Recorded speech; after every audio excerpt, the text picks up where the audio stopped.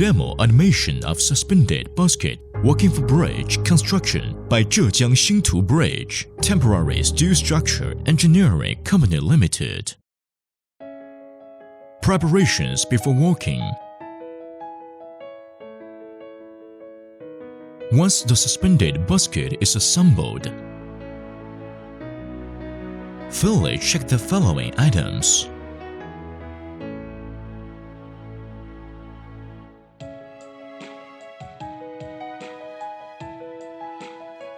Conduct the pre-compression test using the preloading method. That is, increase the equipment load step by step.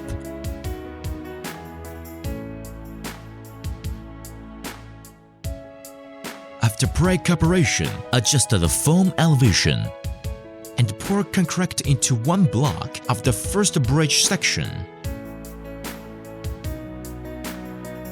After concrete reaches the proof strength, test the pre-stress tension of this block. When the grouting is finished, get ready to put the suspended basket forward. Working steps.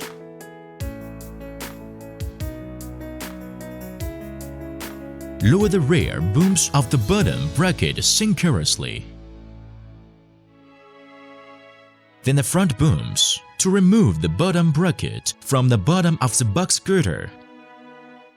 Lower the booms on the front and back ends of the outer movable beam by 10 to 15 cm. Then lower the internal foam by 10 to 15 cm to make the foam system completely separate from the beam. The slide rails are installed in the following two ways. If it is the first time to move the suspended basket forward, or the slide rail is designed for back-to-front use, lay the slide rail as per the design drawing or reverse the positions of the bolster and the slide rail. If it needs to be lengthened, connect two rails into one piece using bolts and two junction plates. Through the vertical finished, deform the steel bars of the box girder, anchor the slide rail fixing beam onto the slide rail, and install the working purpose press beam. At this moment, the slide rail mounting steps are complete. If the slide rail is drawing forward as a whole, lay the bolster of the previous slide rail first. Then jack up the front pivot of the suspended basket by 3 cm. After that, hold the slide rail to the measured position. After the slide rail is dragged into place, slowly lower the jack to make the front pivot act on the slide rail. Install the work purpose press beam to complete moving forward operation. Anchor the slide rail fixing beam onto the slide rail. Weld two booms onto the top lead rail bracing to secure the rail lower shoring. Take down other booms of the rail lower shoring anchored on the box girder. If it is impossible to use the top lead rail bracing to hold the rail lower shoring, try to install a boom on the movable beam.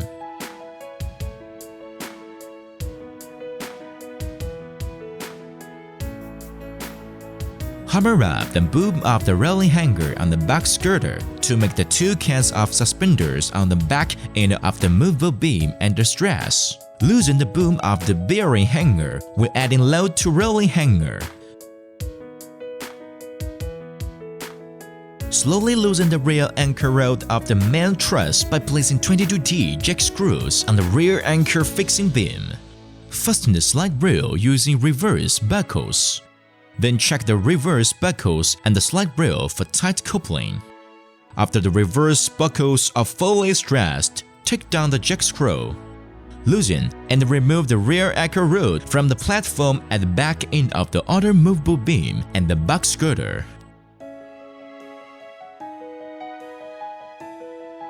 Put the bolster on the front end of the slide rail. Third, finish the deformed bar into the front support through the bolster.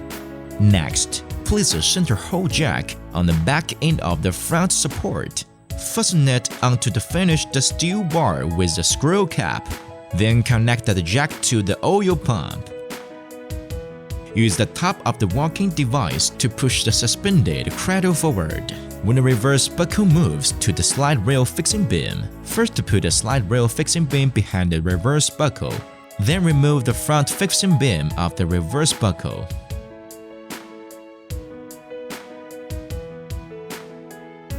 Install a pushing bolster behind the front support. Connect the front end beam of the pushing oil cylinder and a suspended basket onto the pushing bolster. We'll pin it back into the pushing buckle. Then, connect the pushing oil cylinder with the oil pump. Push the suspended basket forward by the walking device. When the reverse buckle moves to the slide rail fixing beam, put the slide rail fixing beam behind the reverse buckle. Then remove the front fixing beam of the reverse buckle.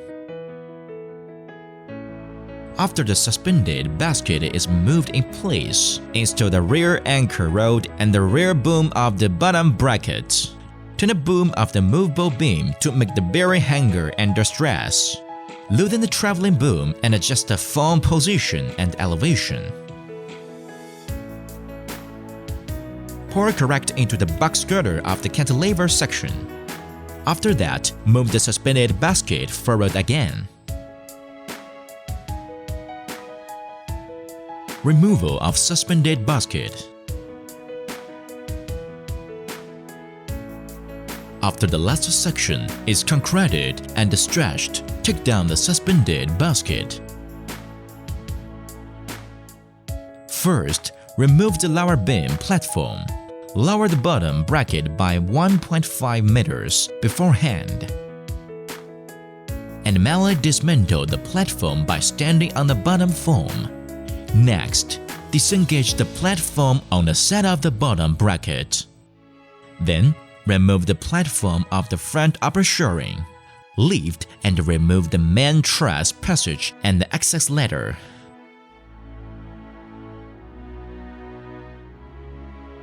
Disengage the internal foam and the skeleton inside the box girder and manually remove them from the box girder. Reserve manholes on top of the box girder at 0 block to drag out the internal movable beam using a windlass or a chain block. Lower external foam of the suspended basket on the bottom bracket shoring, and support it on the movable beam and the guide beam. Put 2 windlasses on each lower shoring on both sides of the suspended basket above box girder, and use a weir rope to lower the windlasses above the rear lower shoring onto the rear lower shoring through the pre-buried hole on the rear end of the guide beam. After that, tie the rear lower shoring. Lower the other 2 windlasses and tie them onto the front lower shoring via wire ropes. After the windlasses are installed, remove the booms of the shoring and the movable beam. Lower the bottom bracket on the ground. After the external foam and the bottom bracket are stabilized, remove the wire rope and torch cut the beam and the shoring. If the bottom bracket is to be lowered on the water surface, do it with a large flat top barge.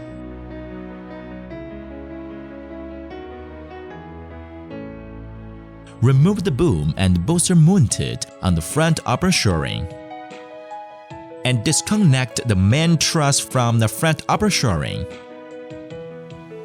Dismantle the front upper shoring by a tower crane. Before taking down the top little rail bracing, oppositely pull and screw the main truss by the chain hoist, and cut off the positioning angel iron that connects the top little rail bracing with the main truss. Remove the top little rail bracing from the main truss by the tower crane.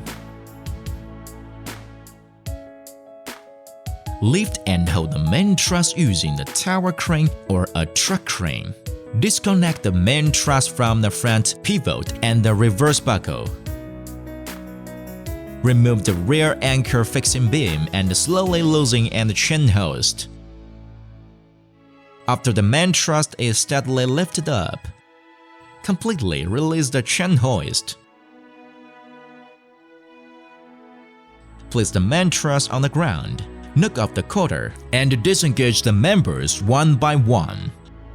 After the main truss is dismantled, fish out and tear down the reverse buckle from the slide rail fixing beam. If the conditions for removing the closure section with the suspended basket are not wrapped yet, moving the suspended basket backward to 0 to be dismantled. Reverse the slide rail and change the direction. Install the pushing booster. Put a finished deformed bar on the front end of the front pivot. Bend it as required to avoid contacting the slide rail fixing beam. Install the center hole jack the same way, using the walking device to push the suspended basket backward. Pay attention to anchoring the slide rails alternately. Note that the bottom of the lower shoring of the suspended basket needs moving to the outside of the box girder. Make sure the bottom bracket remains balanced while the suspended basket is moving backward and 50 cm away from the bottom of the highest section of the box girder.